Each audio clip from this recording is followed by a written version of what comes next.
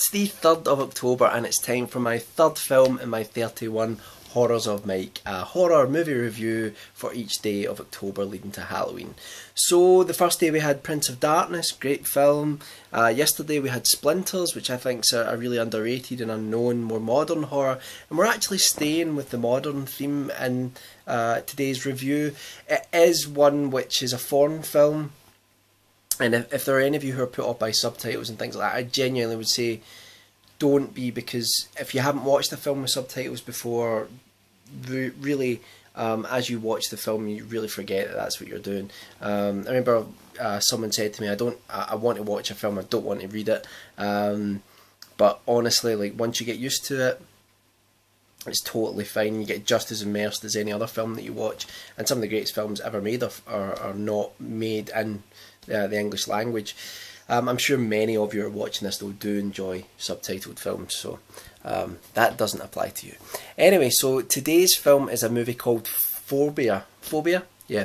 Phobia or Phobia. And it's a film from Thailand, and it represents some of the best Thai filmmakers. Among them we have the directors. I'm not going to try and attempt to pronounce their names because I would just get it wrong. Sorry, I thought I saw something there. Spooky.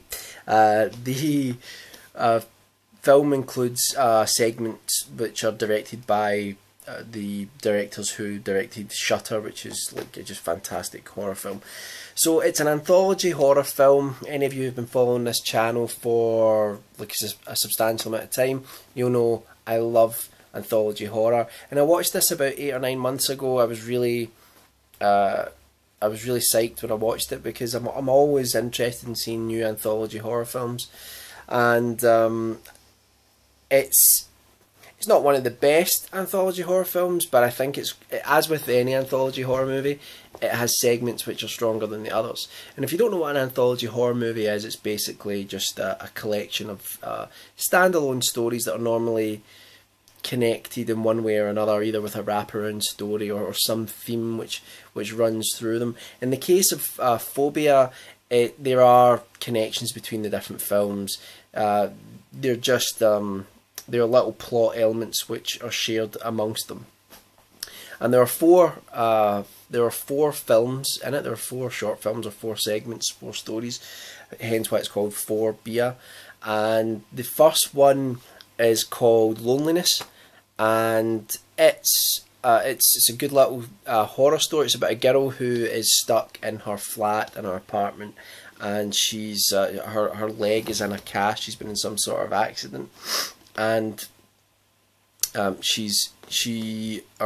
boyfriend is away on a camping trip, so she's really got no one else to talk to, and she starts receiving text messages from this stranger, and she starts exchanging text messages with him, and everything seems fine and okay. And I think you can tell where this is going. Eventually there are problems with this, because he does show up at some point, and it's really kind of again, Loneliness. It is sort of, I find that a lot of Asian horror deals with, and I know that's a great generalisation because there are many different countries that produce very different styles of horror movie, but there does seem to be shared themes at times with the exploration of loneliness, especially in the modern world, and how our use of technologies like texting and the internet in some ways actually isolate us more than bring us closer together. And I think this is a film, this segment explores that. I like the build-up. The build-up's really well done. It's really atmospheric. It's really enjoyable. The payoff wasn't as great, but it's still a nice little story, and definitely recommend it. The next story is probably the weakest in my view. It's a story called Deadly Charm, and it's about a schoolboy who sees his classmates taking drugs, and they beat him up, and they end up actually killing him. But before they kill him, he casts a curse on them using a picture, and we don't see the picture, but the picture of a dead person, which is supposed to be able to, if the dead person in the picture has their eyes open, then you're supposed to be able to use this as a deadly charm to curse people. So once he dies, then all these terrible things start happening to the schoolmates who were involved in that death. There's some really bad CG in this. That's my biggest criticism of it. It takes you completely out of the film. It's just in a video game it would be fine, but in a film it's really subpar in places. It's still a nice little revenge story, which goes in line with a lot of anthology horror movies or little sort of revenge plays. But it's enjoyable enough. But yeah, I think it's the weakest of all the stories. The next one is my favourite. It's called Man in the Middle, I think it's called, or The Middleman. I can't remember which one.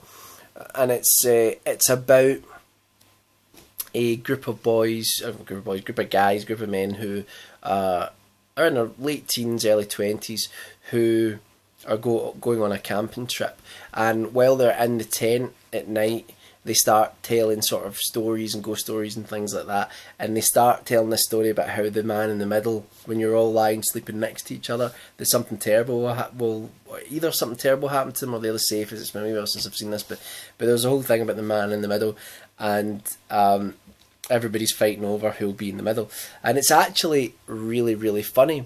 But then what happens is something happens to one of them. There's a sort of accident, and they start getting really, really creeped out because he reappears, and there's just something not quite right about him. So it's a nice little horror story, but what makes it so great is the chemistry between the actors. The performances are just fantastic, and the comedy element in it is brilliant. It just really, really made me laugh, but it made me laugh in that sort of, you're watching a creepy horror film as well sort of way, which reminded me of being a kid and watching certain things like Creepshow and stuff like that. So this is easily my favourite story. I think it's the most effective out of all of them, and it's nice to see. I mean, you normally get like a sort of comedic story within an anthology horror movie, but this one really gets the balance just right between horror and comedy, and like genuinely creeping you out, but also just really funny, really enjoying it. And to be honest, when I was watching it, I was kind of like, man, I would watch a whole film of these characters. I really would. If someone expanded this into a movie, I would watch it. It would be really great. So that's Sandman in the Middle, easily the best story in the film. The last segment is called The Last Flight, and it's about an air hostess who is having an affair with a member, like a princess or a member of a royal family's. She's having an affair with like the princess's husband, and what happens is that it's basically another revenge tale, but the princess ends up dying, and the hostess has to escort the body on the plane. So you get a completely empty plane, and they're escorting the body that's in this sort of burial shroud to her country. And it's kind of like, you know, is she still alive? Is she coming back? And there are some genuine frights in this one. We do see within Asian horror the whole sort of female ghost, vengeful ghost thing. There are other films that do it far better than this, but it's still enjoyable. And that's really the whole film.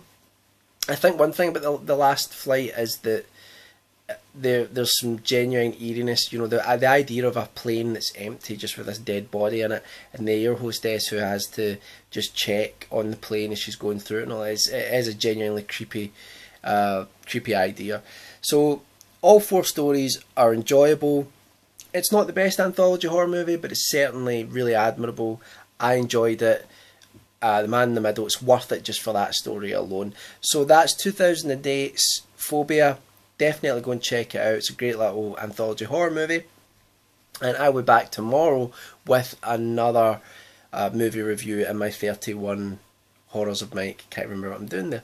So as always, I've had some great suggestions. Cabin in the Woods came up yesterday, which may already be on the list, and I have a couple other movies that people have suggested, and I'm definitely going to consider putting them into the list as I go. But I'll be back tomorrow, and hopefully maybe we'll go a little bit into the past. We'll do something a little bit more retro tomorrow.